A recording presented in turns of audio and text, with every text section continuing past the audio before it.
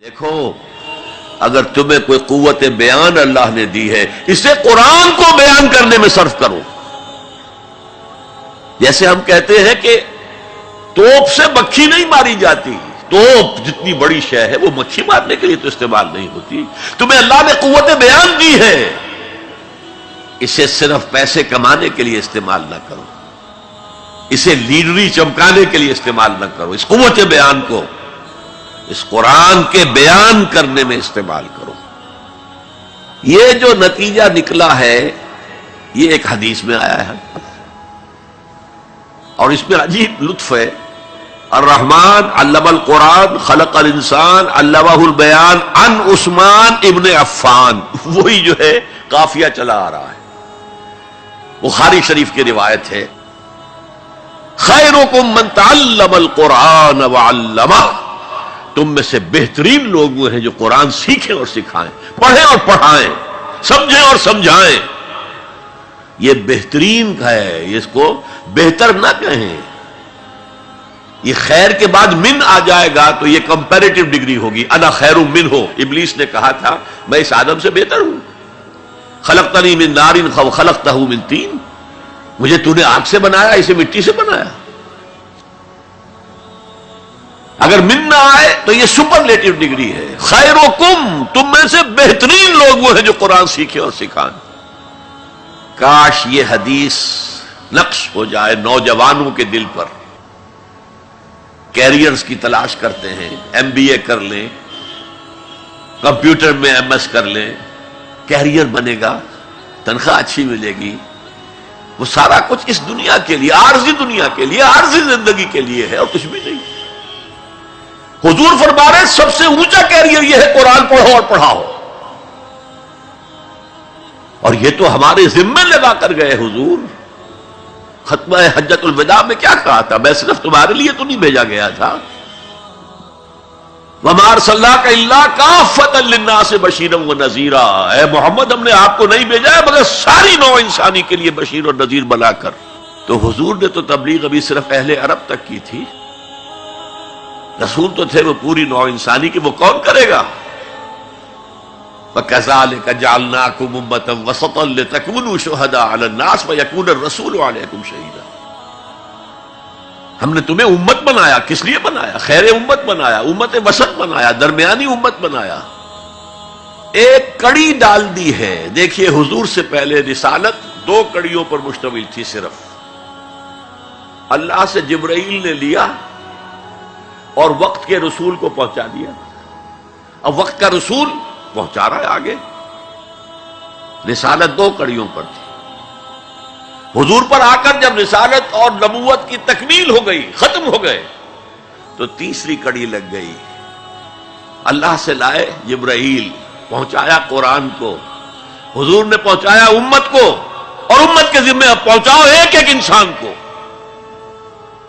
یہ ہماری امت کی حیثیت سے ذمہ داری ہے، اور چونکہ ہم نے یہ ذمہ داری بھلا دی اس لیے آج ذلت ہے، خاری ہے۔ کیا حیثیت ہے ہماری؟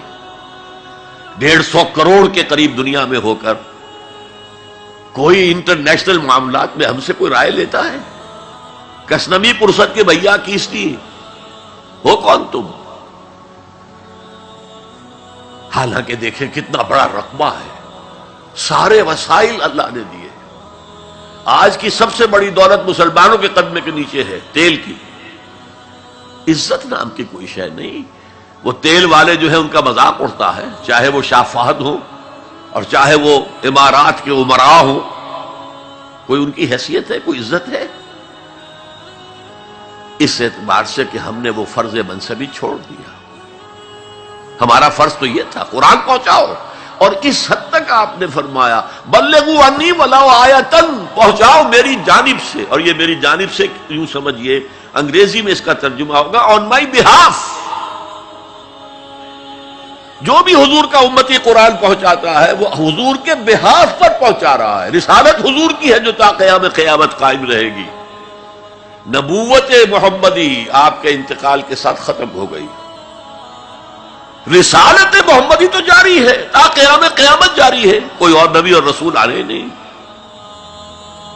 تو یہ ہے خیرکم من تعلم القرآن وعلمہ. اب آئیے 6 آیتیں سورہ عبس. کلا انہا تذکرہ. یہ لفظ بہت اہم ہے. تذکرہ، ذکرہ، تذکیر، فذکر بالقرآن، کیا معنی ہے اس کے؟ یاد دہانی صحیح ترین ترجمہ ہے، یاد دہانی. ایک ہے کسی کو کچھ سکھانا، نئی بات سکھانا، ایک ہے یاد دہانی. اسے ایک چیز معلوم تھی، کوئی بھول گیا، یاد کرانا. جیسے آپ کے کسی دوست نے آپ کو بہت قیمتی قلم دیا تھا، آپ نے اسے بہت سنبھال کر اپنے ٹرنک میں رکھ دیا.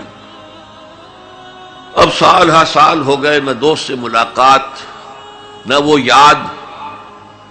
اچانک آپ نے کسی روز ٹرنک کھولا اور وہ قلم آ گیا، تو آپ کو دوست یاد آ جائے گا کہ نہیں؟ اسی لیے قرآن آفاق و انفس کے لیے آیات کہتا ہے. ہم اپنی آیات دکھائیں گے تمہیں، نشانی جس کو دیکھ کر تم ہمیں پہچانو گے. اور تذکرہ کا مطلب کیا ہے؟ پوٹینشلی ایمان ہر انسان کے دل میں موجود ہے. یہ جو روح جو ہمارے قلب کی مسکن مکین ہے، اس میں اللہ کی معرفت بھی ہے، اللہ کی محبت بھی ہے. البتہ ظہول کے پردے پڑ گئے ہیں، بھول اور نسیان طاری ہو گیا ہے. ہم دنیا ہی کے اندر گم ہو کر رہ گئے ہیں.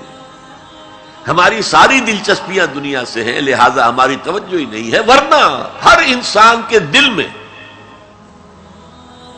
یہ جو یہاں ہندوستان میں کہتے ہیں آتما اور پرماتما، آتما اور پرماتما کا تو تعلق بہت گہرا ہے. ابتدا میں بنا دی گئی تھی ارواح، جب ہم سب کے سب تمام انسان آدم سے لے کر اور تا قیامت جو انسان آئے گا دنیا میں، ان سب کی ارواح پیدا کر دی گئی.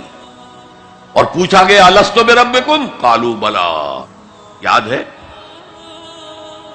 لہذا یہ تذکرہ ہے، یہ یاد دہانی ہے، تمہارے اندر موجود ہے. اللہ کی معرفت بھی موجود ہے، اللہ کی محبت بھی موجود ہے. لیکن کلا بل ران علی قلوبہم ما کانوا یعملون. ان کے دلوں پر بہترین صدقہ جاریہ حاصل کرنے کے لیے اس ویڈیو کو شیئر کرنا مت بھولیں. جزاک اللہ.